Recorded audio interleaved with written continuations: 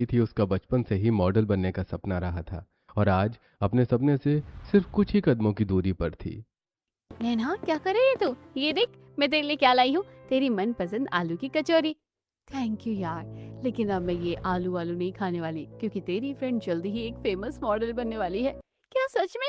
मैं बता नहीं सकती नैना, मैं तेरे लिए कितनी ज्यादा खुश हूँ। पता है तुझे देख देख कर कभी कभी तो मेरा भी मन करता है ये सब करने का, लेकिन इसके लिए पढ़ा लिखा होना भी तो जरूरी है। और तू तो जानती है कि मैं अनपढ़ हूँ। तू पागल है क्या? इसमें तेरी थोड़ी ना कोई गलती है। उस टाइम की सिचुएशन अलग थी, पर तू देखना तेरे अनपढ़ होने के बावजूद भी तुम्हारी लाइफ की डेस्टिनी बहुत अच्छी होगी और तुम बहुत खुश रहोगी। नैना और काजल दोनों ही सहेलियां एक दूसरे की पड़ोसन थीं। कुछ सालों पहले ही काजल गांव से अपने परिवार के साथ शहर आई थी। दरअसल गांव से होने की वजह से काजल को कभी शिक्षा प्राप्त करने का मौका नहीं मिला था। तो वहीं शहर आते आते अब काजल को स्कूल में एडमिशन मिलना भी काफी मुश्किल हो चुका था। लेकिन इन सब के बावजूद भी नैना जैसी पढ़ी लिखी और काजल जैसी अनपढ़ लड़की की दोस्ती काफी गहरी थी। रागिनी जी, आप तो बहुत मजाकिया है सच में। अगर आपके घर में हमारी बेटी आ जाएगी ना तो हमेशा हंसती रहेगी। वो तो है बहन जी। वैसे नैना कब तक आएगी? काफी देर हो चुकी है। बहन जी, हमें पता होता कि आज आप ऐसे अचानक आ जाएंगी तो मैं नैना को बाहर नहीं जाने देती। अभी कॉल किया है उसके पापा ने, बस आने ही वाली है। नैना को देखने के लिए आज रिश्ते वाले आए होते हैं। जिस बात से बेखबर नैना जब घर पहुंचती है तो नैना बेटा, आज तो आने में काफी लेट हो गया। चलिए, ये सब छोड़ और जल्दी से कपड़े बदल कर आ जा। वो तो ठीक है माँ, लेकिन ये सब लोग कौन हैं? अरे पगली, वो तुझे देखने के लिए आए हैं। अब बाकी सवाल बाद में करना, जा जल्दी से जाकर आ जा। नैना को कुछ समझ नहीं आ रहा होता है और अब कपड़े बदल कर आ जाती है। तभी नैना रिश्ता देखने आए उस संकेत नाम के लड़के से पूछती है। वैसे आप काम क्या करते हैं? मैं बैंक में एम्प्लॉय हूँ, महीने का 40-50 हजार रुपए कमा लेता हूँ। सिर्फ 40-50 हजार माँ? अगर मेरे लिए कोई रिश्ता लाना है तो कम से कम कोई अमीर तो लेकर आओ। आज के इस महंगाई भरे जमाने में इतनी कम सैलरी में ये मेरे शौक कैसे पूरे करेंगे? ये कोई वक्त है बात करने का? चुप हो जा। यही सही वक्त है ऐसी बातें करने का। उनके साथ लाइफ तो मुझे स्पेंड करनी है, आप लोगों को नहीं। भाई बहन जी, आपकी बेटी को कोई महलों का राजकुमार चाहिए। चलिए अब हम चलते हैं। शुक्रिया इस बेइज्जती के लिए। अब आप अपनी बेटी के लिए अपने जैसे मिडिल क्लास नहीं बल्कि किसी अमीर खानदान के लड़के को ढूंढना। रागिनी अपने बेटे को लेकर वहां से चली जाती है। उनके जाते ही कमलेश गुस्से से कहते हैं। अरे ये सब क्या था नैना? इतनी मुश्किल से इतना अच्छा रिश्ता मिला था, वो भी तूने ठुकरा दिया। अगर मेरी शादी करवानी है तो कोई अमीर लड़का ढूंढो, वरना मैं खुद ढूंढ लूंगी। मुझे मेरे मिडिल क्लास परिवार में शादी नहीं करनी। नैना को शुरू से ही अमीर परिवार चाहिए था, इसके चलते आए दिन रिश्ते ठुकरा दिया करती थी। तो वहीं दूसरी तरफ काजल के अनपढ़ होने की वजह से उसके लिए कोई भी रिश्ता नहीं आता था। इसी तरह कुछ दिन गुजरते हैं और आज नैना के लिए काफी अमीर घर से रिश्ता आता है। नैना बेटा, तुझे एक अमीर घर में जाना था ना शादी करके। ये देख तेरे लिए कितने अमीर घर से रिश्ता आया है। अरे माँ बताओ ना, लड़का क्या करता है, कैसा दिखता है, उनका बिजनेस है तो किस चीज का बिजनेस है? उनका खुद का खानदानी बिजनेस है, बहुत बड़ा बंगला है उनके पास, लेकिन एक छोटी सी दिक्कत है। अरे पापा, क्या ही दिक्कत होगी? लड़का ड्रिंक करता है ना, कोई बात नहीं, मैं बंद करवा दूंगी। बेटा कुछ सालों पहले लड़के का एक्सीडेंट हुआ था। उस एक्सीडेंट के बाद लड़का व्हील चेयर पर आ चुका है। मम्मी पापा, आप दोनों का दिमाग तो नहीं खराब हो गया है? आप अपनी बेटी की शादी एक अपाहिज लड़के के साथ करना चाहते हैं? अरे बेटा, अमीर भी तो है, और क्या पता कल को कोई भगवान के चमत्कार हो जाए और वो दोबारा अपने पैरों पर खड़ा हो जाए। चमत्कार के भरोसे मैं अपनी जिंदगी बर्बाद नहीं कर सकती। मुझे एक अमीर लड़के के साथ साथ एक फिट लड़का चाहिए, ना कि कोई अपाहिज। नैना इस रिश्ते से भी साफ साफ इनकार कर देती है। तो वहीं अब किस्मत का खेल देखिए, जो रिश्ता नैना के लिए आया था अब वही रिश्ता घूम फिर कर काजल के लिए भी आता है। हाँ जी, भगवान की कृपा से हमारे पास किसी भी चीज की कोई कमी नहीं है। आपकी बेटी हमारे घर में रानी बनकर रहेगी। लेकिन हमारे बेटे के बारे में तो आपको पता ही है, हम आपसे कोई जबरदस्ती नहीं करेंगे। अब बाकी आपकी मर्जी। कोई भी माँ बाप अपनी बेटी की जिंदगी बर्बाद नहीं करना चाहेगा एक अपाहिज से उसकी शादी कराकर। देखिए, आपका जो भी जवाब हो आप हमें शाम तक बता दीजिए। सारी बातें क्लियर करके संगीता और राजेश अपनी महंगी सी गाड़ी में बैठकर चले जाते हैं। तो वहीं उनके जाने के बाद एक बात उन्होंने बिल्कुल सच कही है, कोई भी माँ बाप अपनी बेटी का हाथ एक अपाहिज हाथ में नहीं दे सकता। लेकिन इसमें उस बेचारे की क्या गलती है? वैसे भी हमारी बेटी के अनपढ़ होने की वजह से उसके लिए कोई रिश्ता नहीं आ रहा। शायद भगवान की इसी रिश्ते में मर्जी हो। ममता और रंजीत इस रिश्ते के लिए हाँ कर देते हैं, तो वहीं काजल भी अपने माँ बाप की परेशानी को देखते हुए कुछ नहीं कहती। और अब जब ये सारी बात नैना को पता चलती है तो तेरा दिमाग तो नहीं खराब हो गया है? ये रिश्ता मेरे लिए भी आया था, मैंने तो साफ इनकार कर दिया। अरे पागल, तू सिर्फ अनपढ़ है, तेरे लिए कोई कमी थोड़ी ना है। तो तू क्यों अपाई से शादी करी है? नैना, मेरे माँ बाप की जिसमें खुशी है मैं भी उसी में खुश हूँ। शायद यही मेरी तकदीर का फैसला है, और क्या पता भगवान ने मेरे लिए कुछ अच्छा लिखा हो। नैना काजल को समझाने की कोशिश करती है, लेकिन काजल इस रिश्ते से इनकार नहीं करती। दिन गुजरते हैं और आज आखिरकार काजल और अपाहिज राजीव की शादी हो जाती है। अपने पति की व्हील चेयर को पकड़ते हुए काजल मंडप में फेरे ले रही होती है, तो वहीं आसपास खड़े कुछ लोग। देख रही हो बहन, कैसे इसके माँ बाप ने सिर्फ चंद पैसों के लिए अपनी बेटी की शादी अपाहिज के साथ कर दी। अरे सब पैसों का कमाल है, वरना ऐसे अपाहिज को तो कोई अंधा भी अपनी बेटी ना दे। लोगों के ऐसे ताने सुनकर राजीव की आंखों में आंसू आ जाते हैं, तो वहीं उसके माता पिता को भी अपने अपाहिज बेटे के लिए काफी ज्यादा बुरा लगता है। तो वहीं अब जैसे ही फेरे संपन्न होते हैं, काजल उन लोगों के पास जाती है। अगर आप लोग अपने पैरों पर चल सकते तो इसका मतलब ये नहीं कि आप किसी अपाहिज इंसान का मजाक उड़ाएंगे। ये अपाहिज हैं तो क्या हुआ, लेकिन ये दिल के बहुत अच्छे हैं, और अब ये मेरे पति है। खबरदार, अगर किसी ने मेरे पति के बारे में कुछ कहा तो। काजल का ऐसा करारा जवाब सुनकर वो सभी लोग चुप हो जाते हैं, तो वहीं राजीव और उसके माता पिता को ये देखकर काफी अच्छा लगता है। काजल, अब तुम एक सुहागन बन चुकी हो, और एक सुहागन के लिए उसका सुहाग ही सबसे ज्यादा जरूरी होता है। तुझे हमेशा अपने पति का साथ देना है, चाहे खुशी हो या गम। तुम कभी भी अपने पति की जिम्मेदारी को निभाने से मुंह नहीं मोड़ोगी। वादा कर मुझसे। हाँ माँ, मैं इस जिम्मेदारी को अच्छे से निभाऊंगी। अब मेरे लिए मेरी जिंदगी में सबसे बढ़कर मेरा सुहाग ही है। अपनी माँ की बातों को याद रखते हुए काजल विदा होकर अपने बंगले जैसे ससुराल में आ जाती है, और गृह प्रवेश के रस्म के बाद काजल के सास ससुर उसे एक खानदानी हार देते हैं। काजल बहू, ये हमारा खानदानी हार है। अब से ये तुम्हारा हुआ। ये तो बहुत महंगा दिख रहा है, मैं इसे ऐसे कैसे ले सकती हूँ? माँ जी, आप ही इसे संभालिए।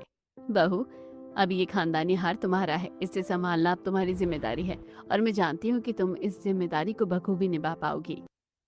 संगीता अब हार काजल के हाथों में दे देती है, जिसके बाद अब एक सर्वेंट आकर राजेश और काजल को उनके कमरे में ले जाता है। आपके चेंज करने का टाइम हो गया है। राजीव के कपड़े चेंज करने में उसकी मदद करता है, और अब व्हील चेयर से उसे बेड पर लेटा देता है। इसके बाद अब काजल भी कपड़े चेंज कर लेती है, और अब जब दोनों कमरे में अकेले होते हैं तो तुम भी सोच रही होगी ना कि तुम्हारी कैसी किस्मत है जो भगवान ने तुम्हारी शादी मुझ जैसे अपाहिज से कर दी। ऐसा क्यों बोल रहे हैं? भगवान जो करता है अच्छे के लिए करता है। पता नहीं मेरे अपाहिज होने के पीछे इसमें क्या ही अच्छाई छिपी हुई होगी।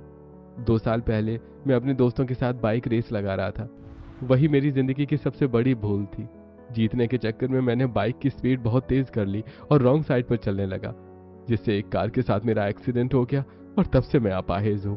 पता नहीं मैं अपने पैरों पर कभी खड़ा भी हो पाऊंगा या नहीं। मैं भगवान से दुआ करूंगी कि आप जल्द से जल्द अपने पैरों पर खड़े हो जाएं। काजल की ऐसी बातें सुनकर राजीव को काफी अच्छा लगता है, और अब इसी तरह से रात गुजरती है और नया सवेरा शुरू होता है। काजल देखती है कि राजीव को नहलाने और कपड़े पहनाने के लिए भी एक सर्वेंट की जरूरत पड़ती है, तो वहीं राजीव का खाना भी काफी अलग बनता है। राघव जी ये सब खाना खाते हैं, लेकिन ये सब तो काफी फीका लग रहा है। अरे भाई, इनकी मेडिसिन चल रही है ना, तो डॉक्टर ने इन्हें ये सब खाने को बोला है।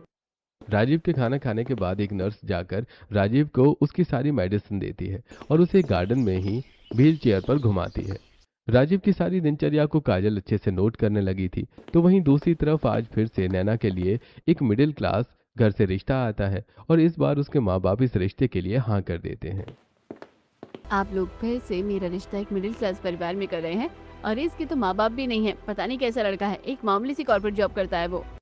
बहुत हुआ तेरा, तुझे कुछ करना तो है नहीं, बस पूरा दिन लैपटॉप लेकर बैठी रहती है। अब तुम्हारी शादी के लायक उम्र हो चुकी है, तेरी सहेली का भी घर बस गया है, अब तू भी घर बसा ले। अगर अब तूने कोई ड्रामा किया ना तो हम तुझे घर से निकाल देंगे, समझी? फिर भटकती रहना गलियों में। नैना ये शादी करना तो चाहती नहीं थी, लेकिन मजबूरी के आगे नैना को झुकना ही पड़ता है, और आज नैना और कार्तिक की शादी होती है, जिसमें काजल भी आई होती है। मैं बहुत खुश हूँ। कि शादी के बाद भी हम दोनों सहेलियों का घर एक ही मोहल्ले में है। अब तो हम पड़ोसन बनकर रहेंगे साथ में। क्या फायदा, मैं तो इस शादी से बिल्कुल खुश नहीं हूँ। तुम तो जानती हो ना कि मेरा एक अमीर घर में शादी करने का सपना था। आगे जाकर तुम्हारे पास भी ढेर सारा पैसा होगा। आज तो तुम्हारी जिंदगी का सबसे खास दिन है। चलो मुस्कुरा दो, मेरे लिए ना सही, कम से कम मेरी फोटोज के लिए तो मुस्कुरा सकती हो।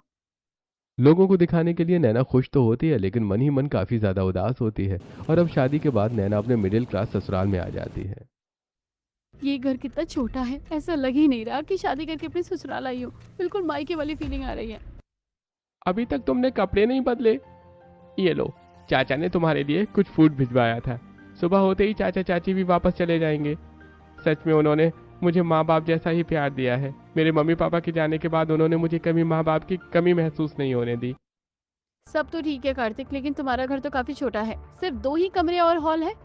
मुझे एक बड़ा लग्जरी घर चाहिए जिसमें काफी सारे कमरे हो। और तुम्हारे पास तो सिर्फ एक बाइक है ना। मेरा सपना है कि मेरे हस्बैंड के पास एक महंगी सी गाड़ी हो जिसमें मुझे रोज लॉन्ग ड्राइव पर ले जाए। अरे हर लड़की का सपना होता है ये, और मैं पूरी कोशिश करूंगा कि जल्द से जल्द तुम्हारा ये सपना पूरा कर सकूं। कार्तिक की बात सुनकर नैना कुछ ज्यादा खुश नहीं होती। इसी तरह अब उनकी शादी के भी दिन गुजरते हैं। नैना भी एक मिडिल क्लास हाउसवाइफ की तरह घर संभालने लगती है। तभी नैना की नजर उसके अनपढ़ सहेली काजल पर जाती है, जो अपने कमरे की बालकनी में खड़ी होती है। अरे नैना, मैं तुझे ही कॉल करने वाली थी। चल मिलकर चाय पीते हैं, बहुत टाइम हो गया है साथ में चाय पीते हुए। कुछ गपशप करते हैं। काजल के बुलाने पर नैना उसके अमीर बंगले जैसे ससुराल में जाती है, और जब उसके बंगले को देखती है तो भगवान, ये तो किसी राजा महाराजा का बंगला दिख रहा है। कितना आलीशान है। मुझे तो यकीन नहीं हो रहा कि मेरी अनपढ़ सहेली इतने बड़े घर में रह रही है। अरे नैना, क्या सोच रही हो? चल आजे बैठते हैं, मैं अभी कुक से कहकर चाय बनवाती हूँ। थोड़ी देर में कुक बहुत महंगे महंगे कप में नैना और काजल के लिए चाय और साथ में कई तरह के नाश्ते लेकर आता है, जिसे देखकर नैना कहती है, काजल, तेरी तो किस्मत चमक गई। सच सच बता, तूने राजीव से शादी इसलिए की ना ताकि तुझे ये इतना बड़ा घर और पैसा मिल सके? नैना, ऐसा नहीं है। मैंने ये शादी बस अपने माँ बाप की खुशी के लिए की है। और एक सुहागन के लिए सिर्फ उसका सुहाग ही जरूरी होता है, ना कि घर और पैसा। ये सब तो बस दिखावा है। वरना इसकी असली नीयत तो मुझे अच्छे से पता है। कहीं ना कहीं नैना अब काजल से मन ही मन जलने लगी थी। तो वहीं आज शाम को ऑफिस से आकर कार्तिक जब खाना खाने के बाद अपने ऑफिस का काम कर रहा होता है तो हमारी शादी को अभी ठीक से 10 दिन भी नहीं हुए हैं और तुमने जॉब पर जाना भी शुरू कर दिया। तो मुझे कहीं हनीमून पर भी नहीं ले जाओगे क्या? मेरा सपना है कि हम हनीमून पर गोवा जाएं। शादी की वजह से वैसे ही काफ़ी छुट्टियां हो गई हैं, तो अभी बॉस छुट्टी नहीं देंगे। और गोवा थोड़ा एक्सपेंसिव जगह भी है।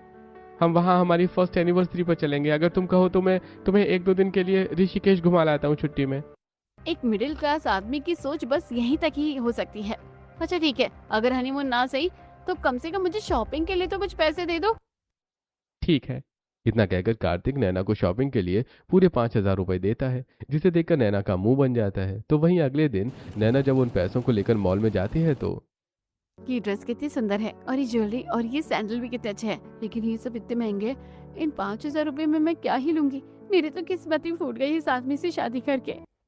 कार्तिक भले एक मिडिल क्लास कॉर्पोरेट जॉब करने वाला मामूली आदमी था, लेकिन उसके बावजूद भी नैना का काफी ध्यान रखता था।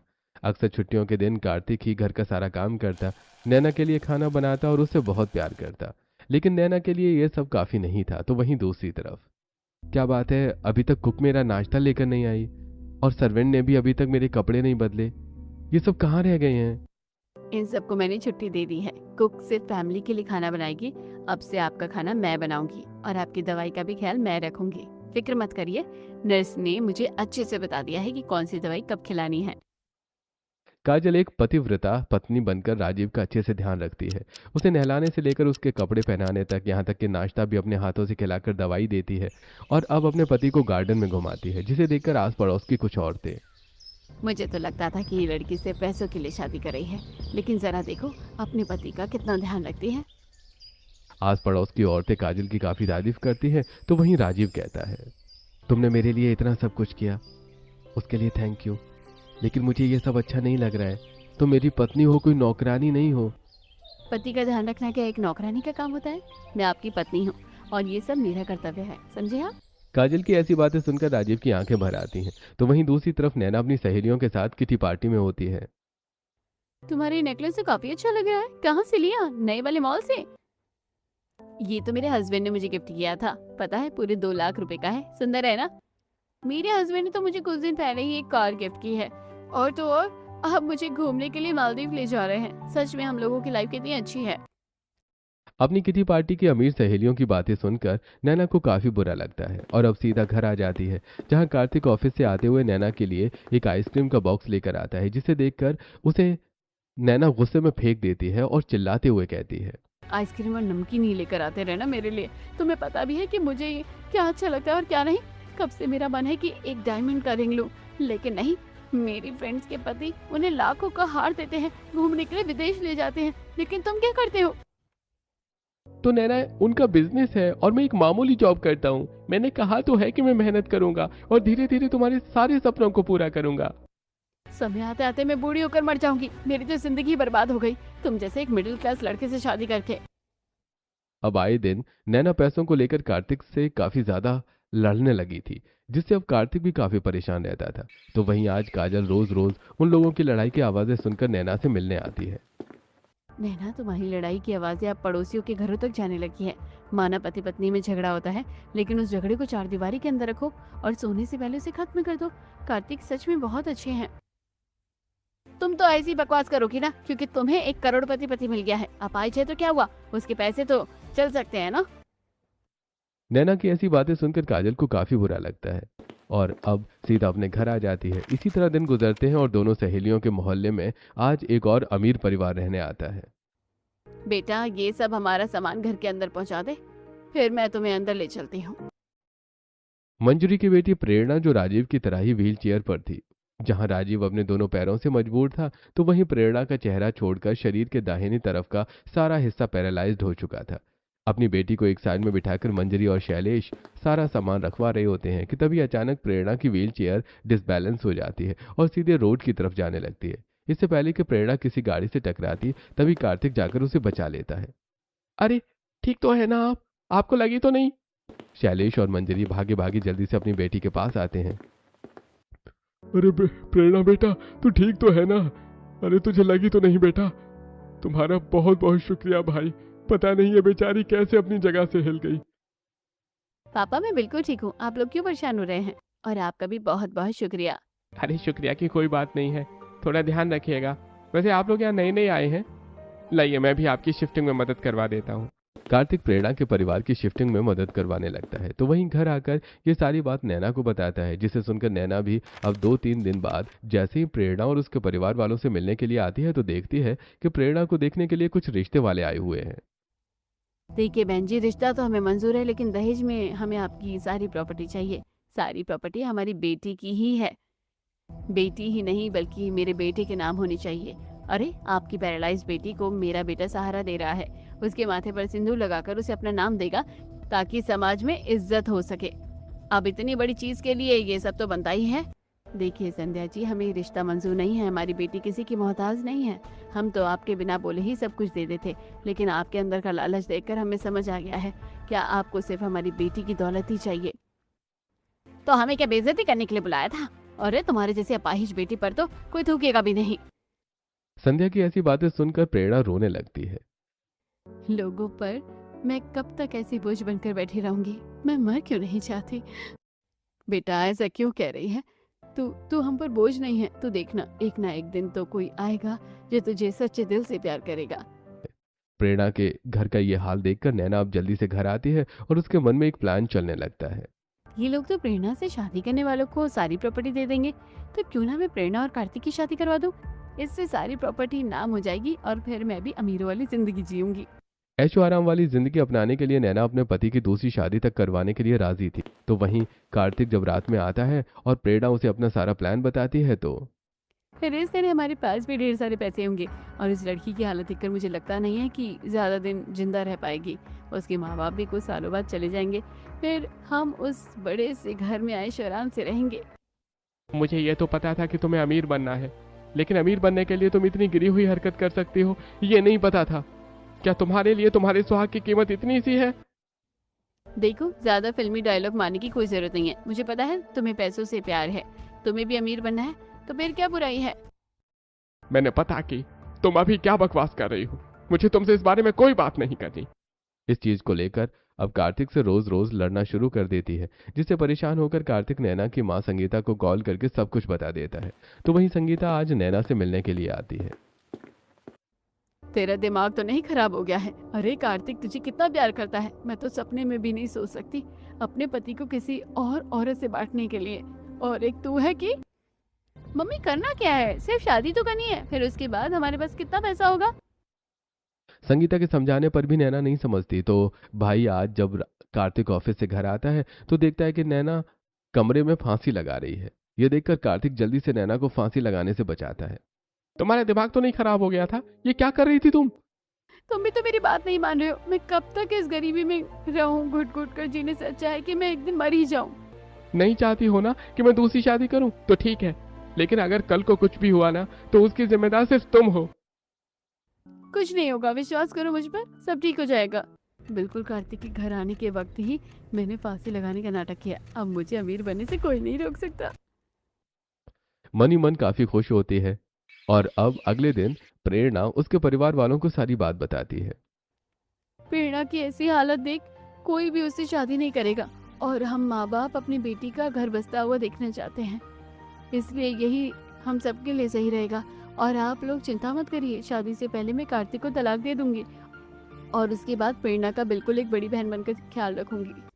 बड़ी चालाकी से प्रेरणा और उसके घर वालों को नैना मैनिपुलेट करती है, जिससे सभी शादी के लिए मान जाते हैं। और अब जल्दी नैना कार्तिक से तलाक भी ले लेती है। तो वहीं दूसरी तरफ, अरे काजल, तुम कुछ खा क्यों नहीं रही हो? कुछ और मंगवाऊं क्या खाने का? अरे बेटा, आज उसने तेरे लिए व्रत रखा है, पता नहीं ये भी कितने ही व्रत रखती है। तुम ऐसा क्यों कर रही हो? क्यों मेरी वजह से अपने आप को तकलीफ देती हो? अगर मैं जिंदगी भर न सही हुआ तो जिंदगी भर ऐसे ही करती रहोगी क्या? लेकिन मुझे यकीन है कि आप जल्दी ठीक हो जाएंगे, और मुझे ये सब करने से मत रोकिए, ये मेरा फर्ज है। काजल के मन में इतनी इज्जत और प्यार देखकर सभी काफी खुश होते हैं। तो वहीं दूसरी तरफ अब जैसे ही कार्तिक और प्रेरणा की शादी की बात पूरे मोहल्ले भर में फैलती है तो सुना तुमने, इस नैना ने सिर्फ पैसों के लिए अपने पति से तलाक लिया है और दूसरी शादी भी करवा रही है। ऐसी लालची लड़की नहीं देखी मैंने। लोगों की ऐसी बातें सुनकर भी नैना को कोई फर्क नहीं पड़ता। जब काजल को सारी बात पता चलती है तो क्या कर रही हो? मत कर ऐसा, जिंदगी भर पछताएगी। तू ऐसा ही बोलेगी ना, तुझे तो बैठे बैठाए सब कुछ मिल गया, अब मेरी खुशियों को देखकर मत चल। नैना किसी की नहीं सुनती और प्रेरणा कार्तिक की शादी करवा देती है। और शादी के बाद प्रेरणा के माँ बाप आधी से ज्यादा प्रॉपर्टी कार्तिक के नाम कर देते हैं, जिससे नैना अब अपने सारे ऐशो आराम को पूरा करती है। वही नेकलेस है जिसे मैं कब से खरीदना चाहती थी, अब मेरे सारे शौक पूरे होंगे। सिर्फ नैना अपने सुहाग को बेचकर अपने शौक पूरे कर रही थी। तो वहीं दूसरी तरफ काजल राजीव के लिए कई 100 किलोमीटर दूर पहाड़ियों पर बसे एक वैद्य बाबा से मिलने के लिए जाती है और उन्हें राजीव की सारी कंडीशन के बारे में बताती है। बेटा, मैं कोई भगवान तो नहीं हूँ, लेकिन जड़ी बूटियों का उस्ताद जरूर हूँ। ऐसी कई जड़ी बूटियां हैं मेरे पास जो आज मरे शरीर को भी जिंदा करते। मैं तुम्हें कुछ जड़ी बूटियां दूंगा, उसे अपने पति को खिलाना और उसके पैरों की मालिश करना। अगर भगवान ने चाहा कुछ वक्त में ठीक हो जाएगा, और बाकी तो तुम्हारी आस्था तो है ही जो तुम्हें इतनी दूर से यहाँ लेकर आई। वैद्य की दी हुई जड़ी बूटियों को रोज काजल राजीव को खिलाती है और उसकी दी हुई दवाई से राजीव के पैरों की मालिश भी करती है, जिससे राजीव व्हील चेयर से हिल नहीं सकता था। अब धीरे धीरे काजल के सहारे खड़ा होने लगता है। हाँ हाँ, बस एक कदम। माँ, पापा देखो, मेरे पैरों में जान आ रही है, मैं अपने पैरों पर खड़ा हो पा रहा हूँ। ये सब देख के सभी की आंखें भर आती हैं और अब धीरे धीरे राजीव ठीक होने लगता है। तो वहीं दूसरी तरफ, अरे आज तुमने मेरे बिना ही नाश्ता कर लिया? हाँ, प्रेरणा को दवाई जल्दी खानी होती है ना, तो उसी के साथ मैं भी नाश्ता कर लिया था। वैसे आज मैं मूवी देखने के लिए जा रही हूँ, तुम भी चलो, बहुत टाइम हो गया साथ में मूवी देखे हुए। तुम चली जाओ, मुझे आज प्रेरणा को डॉक्टर के पास लेकर जाना है। नैना के पास अब ऐशो आराम वाली जिंदगी तो आ गई थी, लेकिन अब कार्तिक नैना से ज्यादा प्रेरणा के साथ वक्त बिता रहा था। उसका ख्याल रखना, डॉक्टर से टाइम पर उसको लेकर जाना नैना को थोड़ा थोड़ा बुरा लगने लगता है। तो वहीं अब जब देर रात तक कार्तिक प्रेरणा के साथ ही रहता है तो नैना, क्या हुआ नैना, तुमने मुझे कॉल करके बाहर क्यों बुलाया? ये सिर्फ शादी पैसों के लिए थी, तुम उसका ध्यान क्यों रख रहे हो? उसके लिए घर में और भी लोग हैं। तुम्हारे लिए सिर्फ पैसे जरूरी हैं, लेकिन मेरे लिए मेरा रिश्ता, और ये बात तुम्हें कभी समझ नहीं आएगी। इतना कहकर कार्तिक वापस प्रेरणा के पास चला जाता है। तो वहीं अब नैना भी अपने कमरे में आ जाती है। अगले दिन अपनी अमीर सहेली के साथ रेस्टोरेंट में बैठी होती है। आज तो इन लोगों में से कोई भी नहीं आया, कहीं और गई है क्या ये? अरे कोमल तो अपने हस्बैंड के साथ बाहर घूमने के लिए गई है। मीनाक्षी भी आजकल अपने हस्बैंड के साथ ही वक्त बिता रही है, और मैं भी अगले हफ्ते अपने हस्बैंड के साथ बाहर जा रही हूँ। ये सब देखकर नैना को अब काफी ज्यादा बुरा लगने लगता है। तो वहीं दूसरी तरफ कार्तिक कई डॉक्टर से मिलता है, जिससे ट्रीटमेंट लेने के बाद अब प्रेरणा भी धीरे धीरे रिकवर होने लगती है। नैना दीदी आप आ गई। ये देखिए आज मेरे पैर की उंगलियां हिल रही हैं और हाथ की हथेली भी। लगता है मैं जल्दी ठीक होने वाली हूँ। ये देखकर नैना को बिल्कुल भी अच्छा नहीं लगता और वो अपने कमरे में चली जाती है। कहीं मैं कार्तिक और प्रेरणा की शादी करवाकर कोई गलती तो नहीं कर बैठी? पैसा तो मिल गया, लेकिन मेरा पति मुझसे दूर होता जा रहा है। अब काफी ज्यादा परेशान हो जाती है और कुछ दिनों के लिए मूड ठीक करने के लिए बाहर ट्रिप पर चली जाती है। तो वहीं इस बीच राजीव भी पूरी तरह से ठीक हो जाता है, जिसे देखने के लिए आस पड़ोस के लोग भी आते हैं। ये सब मेरी बीवी का कमाल है। उसकी प्रार्थना, उसकी मेहनत, उसी की वजह से ही आज मैं अपने पैरों पर दोबारा खड़ा हो पाया हूँ। सुहागन चाहे तो अपने बीमार पति को भी ठीक कर सकती है। एक तुम हो जिसने अपने पति को दोबारा पैरों पर खड़ा कर दिया, और एक नैना है जिसने पैसों के लिए अपने पति को ही बेच दिया। इस बीच धीरे धीरे अब प्रेरणा भी ठीक होने लगी थी, जिससे कार्तिक और प्रेरणा की नजदीकियां भी बढ़ जाती हैं। और कुछ दिनों में सभी को पता चलता है कि वहीं ट्रिप से आने के बाद नैना को जब ये खबर मिलती है तो तुम्हारी हिम्मत कैसे हुई? तुम्हें शर्म नहीं आई? मैं तुम्हारी एक पत्नी हूँ। ये नहीं कि मेरी कोख में तुम्हारा बच्चा होना चाहिए ना कि इसकी कोख में। तो मुझे धोखा कैसे दे सकते हो कार्तिक? तुम मेरी पत्नी हो, भूलो मत। हमारा तलाक हो चुका है और तुमने ही मुझे ये सब करने पर मजबूर किया था, और अब तुम्हें अपना पत्नी होना याद आ रहा है। ये तब कहाँ था जब तुम मुझे पैसों के लिए प्रेरणा से शादी करने के लिए कह रही थी? दामाद जी बिल्कुल ठीक कह रहे हैं। निकल जाओ अब यहाँ से। और तुम्हें पैसे ही चाहिए था ना, तो हम तुम्हें दे देंगे। अब बस मेरी बेटी और दामाद की जिंदगी से दूर रहो। तुम ऐसा नहीं कर सकते। तुम मुझसे प्यार करते हो ना? जो भी हो उसे भूल जाओ। मुझे कुछ नहीं चाहिए। हम वापस से एक नई जिंदगी की शुरुआत करते हैं। प्यार करता हूँ नहीं, करता था। जिस दिन मैंने प्रेरणा की मांग में सिंदूर भरा था ना, उसी दिन मेरे दिल से तुम्हारे लिए सारा प्यार खत्म हो चुका था नैना। अब बहुत देर हो चुकी है, चली जाओ यहाँ से। प्रेरणा के घर वाले नैना को घर से निकाल देते हैं, जिससे परेशान होकर नैना जब सारी बात अपनी माँ को कॉल पर बताती है तो तुझे तो मैंने पहले ही कहा था, लेकिन तू ही पैसों के लालच में आकर अंधी हो चुकी थी। अब तेरा हमसे कोई वास्ता नहीं है। अब जी जैसी जिंदगी तुझे मिली है। सभी लोग नैना से कांटेक्ट खत्म कर देते हैं। तो वहीं आस पड़ोस के लोग भी नैना को ताने ही देते रहते हैं और अब बेचारी नैना एक चार दीवारी में अकेले जिंदगी काटती है। शाम के वक्त नैना अपने लिए खाना बना रही होती है कि तभी अचानक उसकी उंगली कट जाती है। इसे देखकर नैना को अपना बीता हुआ कल याद आता है। अरे ये क्या किया, काट ली ना उंगली? इसलिए कह रहा था कि मैं खाना बना देता हूँ, तुम जाकर आराम करो। मेरे होते हुए तुम्हें इतनी गर्मी में किचन में ये सब झेलने की कोई जरूरत नहीं है। इन्हीं सब चीजों को याद करते हुए नैना किचन में बैठकर फूट फूट कर रोने लगती है। भगवान ये मैंने क्या कर दिया? 4 दिन की चांदनी के लिए अपनी पूरी जिंदगी अंधेरे से भर दी। अपनी सुहाग को बेच दिया। मैं ऐसे कैसे कर सकती हूँ? अपनी गलती का एहसास तो हुआ था, लेकिन ये एहसास बहुत देरी से हुआ था। इसके चलते चाहकर भी कुछ नहीं कर सकती थी। तो वहीं आज काजल नैना से मिलने के लिए आती है। नैना मैं जानती हूँ तुम बहुत परेशान हो और तुम्हें अपने किए पर बहुत अफसोस है। तुमने जो भी किया तुम्हें उसकी सजा मिल चुकी है, लेकिन इसका मतलब ये नहीं कि तुम अपनी पूरी जिंदगी बर्बाद कर लो। कार्तिक भले ही तुम्हारे साथ नहीं है, लेकिन वो ये नहीं चाहता कि तुम फूट फूट कर बस रोती रहो। शायद भगवान की यही मर्जी है, तुम्हें जिंदगी में एक और मौका दिया है, इसे गवाओ मत। काजल नैना को समझा ही रही होती है कि तभी वहां कार्तिक आ जाता है, जिसे देखकर नैना आप यहाँ? तुम्हें इस तरह मैं कब तक देख सकता था नैना? काजल बिल्कुल ठीक कह रही है, तुम्हें अपनी जिंदगी में आगे बढ़ना ही होगा। यही समझाने में तुम्हें आज यहाँ पहली और आखिरी बार आया हूँ। जो होना था सो हो गया। अब प्लीज अपनी जिंदगी मत बर्बाद करो। अगर तुमने मुझे कभी भी अपना कुछ भी माना हो तो बस मेरी आखिरी बात मान लो। आप दोनों बिल्कुल ठीक कह रहे हैं। गलती हुई है मुझसे और उसकी सजा भी मिल चुकी है मुझे, लेकिन इसका मतलब ये नहीं कि मैं सारी जिंदगी अपनी गलती पर अफसोस करती रहूं। पहले आपकी बात मान ली होती तो ऐसा नहीं होता, पर अब दोबारा ऐसी गलती नहीं करूंगी। मैं अपनी जिंदगी में आगे बढ़ूंगी। नैना की बात सुनकर कार्तिक और काजल दोनों ही काफी खुश होते हैं, जिसके बाद अब नैना अपने बचपन के सपने मॉडलिंग को चुनती है और कई कंपनियों में इंटरव्यू देती है।